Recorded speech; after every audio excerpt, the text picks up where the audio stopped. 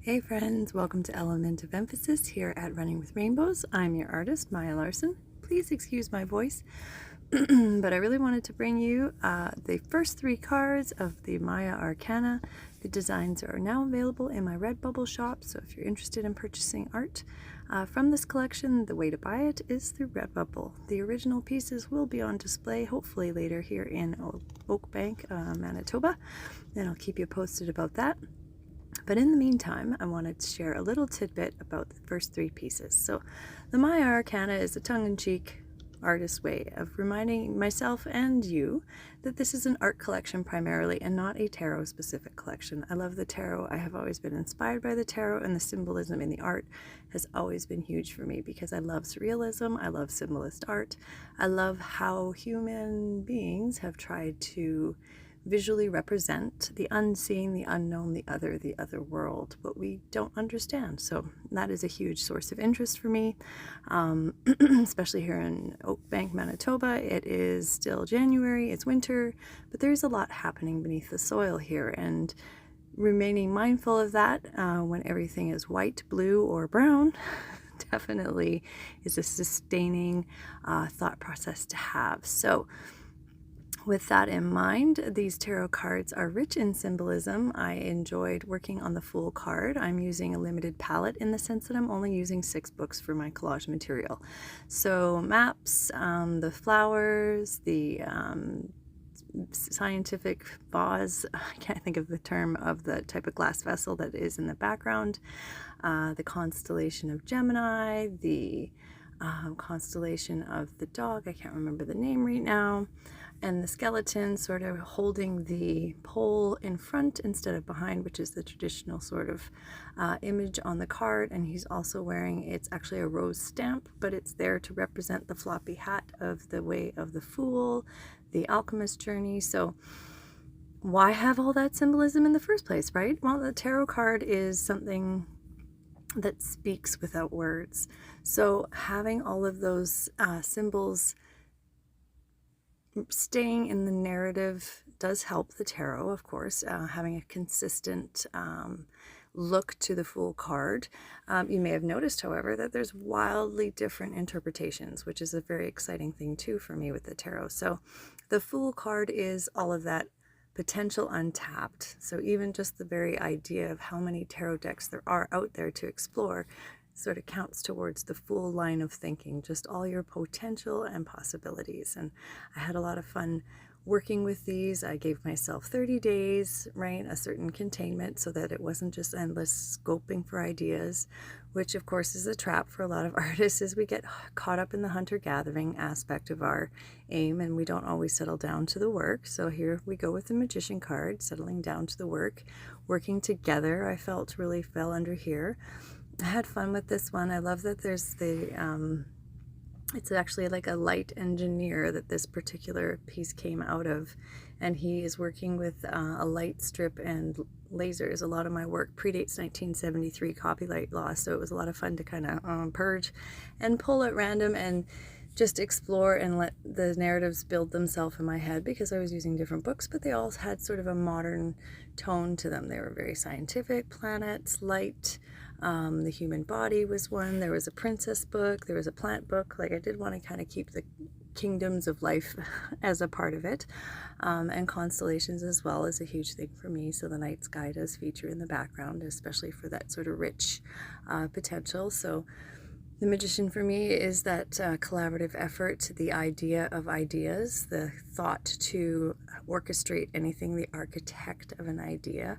The first 3 tarot cards for me always represented like the Big Bang. These are the top 3. Everything sort of stems from this triangle at the top. And if you've ever studied the Tree of Life or the Kabbalah, there's a lot of geometry that plays in there that works with the tarot, especially through the Golden Dawn, who reinterpreted the tarot narrative and the Hermetic tradition of the Tree of Life and kind of push them together. And that's a whole debate for a different community, but suffice it to say that the stories that come from these histories, these relationships, are sort of irrelevant to how they were generated. Like the people who made the push to create the Golden Dawn's version of the tarot, or the Thoth Tarot or any tarot. Nobody knows the name of those authors. We know maybe their art, but we know them as tarot. They're a part of a larger idea, I think is what I'm trying to get out here. So it was a lot of fun to incorporate all of these ideas into different pieces. And for me, I did feel that they definitely each spoke very clearly to the energy that they represented. So here we see the High Priestess. She has the pseudo lips. I was definitely reminded of the story of, I think I'm saying it correctly, but Bloodwood, the female that was manufactured in Celtic myth, and how that backfired on Math, the magician who had tried to create a female to do only his bidding.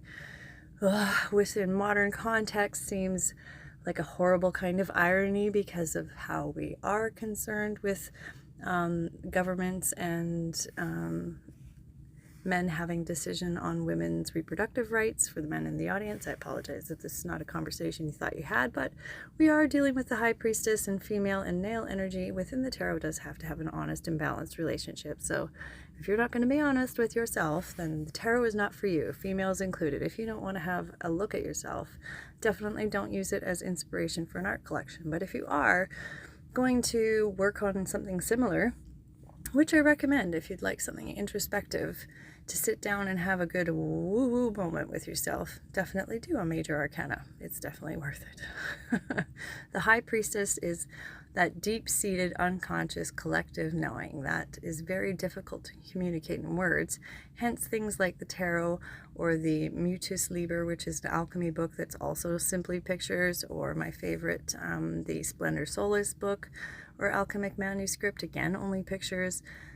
Words can definitely obscure. It's funny, we think that they clarify so much, but really they can do both, right? Just like any power in the world, it has a dual nature.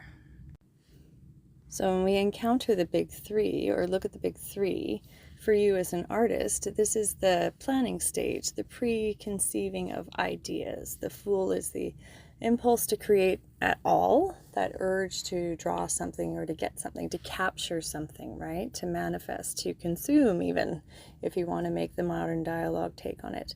The Magician is that, okay, well, how do I go about to getting this? What are the actual steps? What's the recipe? What's the formula? And the High Priestess is that, okay, great, we got an idea, we've got a recipe and a formula, now we're going to try it out and see if it goes to crap, or if it needs tweaking, or if it needs going back to the drawing board. And if you think about the tarot, there are 7 groups of 3, and there's lots of different interpretations of the numbers of tarot as well, which is totally cool. I love that it's flexible that way. But I like to approach large subjects in small doses. So little triangles of relationships, the relationship between ideas, and how these 3 are now echoed in the next 3 that I am excited to present to you. And that'll be the Empress, the Emperor, and the High Hierophant.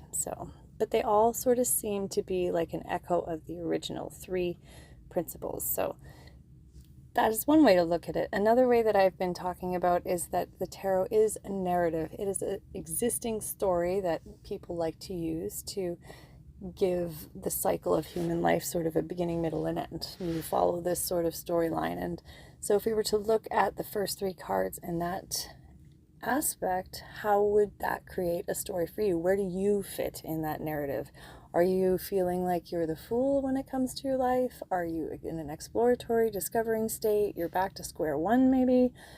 You want to see the world in new light. Like maybe you're in a Fool state, and that would mean what's next on your plate could be the Magician. If you're working, say, in an organic flow state, the numerical order of the tarot would illustrate that. So you've got the Fool, you've got the Magician, you've got the High Priestess. So if you want to keep it linear, where am I in this story, right? So there's 22 cards. I'm just showing you 3 today.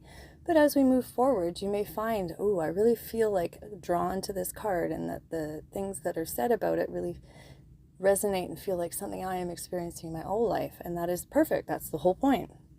Explore that. Look at the card that comes before it in the numerical order. Look at the card that comes after it. Those are also key indicators to perhaps the stage of life that you're going through. And I'm not saying any of this is going to solve any of that. Ultimately, you are the only one who solves any of your problems, and I will never take that away from you in any art or philosophical discussion we may debate upon. I know that I'm in charge of me and you are in charge of you, and that's how it should be. So the tarot is a wonderful way to come together with something in common to communicate where we are at in our journey, however that may be. It can be on the personal level. You can have a cycle on the marriage level. You can have a cycle happening at large in the job world. Like, we are an interrelated cyclical apparatus, just like our bodies. We have many systems running at once. We have our respiratory system, we have our circulatory system, we have our muscle system, and they all exist in their own places in our body, and they all cooperate and interact and intersect. So these are reflections of these three eternal principles. The Big Bang at the beginning of the tarot, the Fool, the Magician, and the High Priestess all represent the things that we carry with us every day, our body, our mind, and our spirit, right? So we can get as highfalutin and as philosophical as you like, but ultimately, if you had never heard of the tarot, you would still be existing in this eternal narrative in any case, and might find it interpreted through you in your own creative output, your own art, and suddenly you might come across the tarot and see, wow, that actually makes sense to me, because you've come to your own knowledge of something that exists in all of us in your own way. And that is such a key thing. That's why I love the outsider art world. That's why I love self-taught.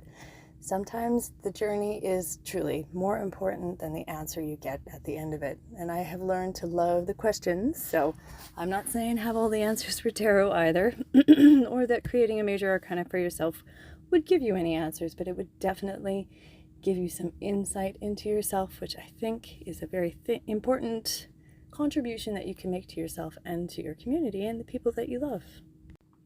So I'm excited to explore the next three cards with you. That'll be the Empress, the Emperor, and the Hierophant, because they do carry these three principles, but echo them, I would say, on a more concrete level, on a more tangible life impacting level. For example, the Empress represents abundance, and the tagline I gave her is feed the world, and it's totally, I'm like, feed the world. The song from the 80s that I can't carry a tune for definitely comes to mind, and that is something we can all understand. That is something we can relate. That's not spiritual necessarily. That's not, archetypical or abstract. That's just the hunger and the need to feed and to consume and to provide and to be able to sustain are very real things. So the tarot can bring us very close to tangible problems that we are experiencing, and art is definitely a way to help work those out. So that's why I say, if you do enjoy creating the tarot art and working with the story and the narrative, that you will have some wonderful revelations to help you solve your own problems,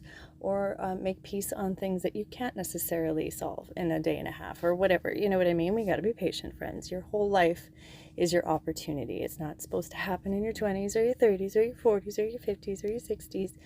Like, life is life. You've got a long one. So get every good moment out of it and enjoy the story that is you. You are the main character. So thank you for joining me today.